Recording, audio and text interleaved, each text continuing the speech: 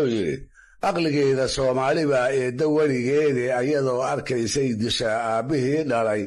Xaawo iyo Aadan bay ku ismanaayeen goortii jannada loo amriyo ubaxa laacay ikhtilaafka waatay dhigeen odayadeennii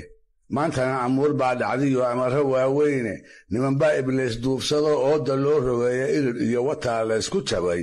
idilki daaroodee dabka ololi iyo qaacu waa aqaladoodii onkodiyo hilaacaya waxaa aaran lala waaye abaartiyo waxay noogu wacan oonka nagu raagay waxa eber ka dhigay xoolihii ariya geeliiba waa uquubadan geysaniyo aabigii dhacay